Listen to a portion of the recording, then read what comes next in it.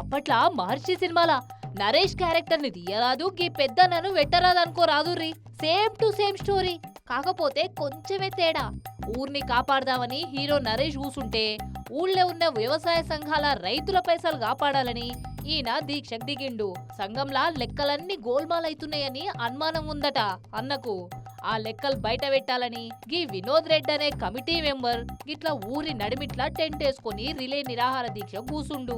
ఊళ్ళ సొసైటీ గోదాం అమ్మంగా వచ్చిన 25 లక్షలు, ఎవలో దాతలు విరాళం ఇచ్చిన ఇంకో 5 లక్షలు, మొత్తం 30 లక్షల లెక్క చూపెట్టమని అడిగితే నా ఇష్టం వస్తే చెప్తా, లేకుంటే లేదు, నువ్వేంది అడిగేది అని దబాయిస్తుండట ఇక్కడి రైతు సహకార సంఘం చైర్మన్.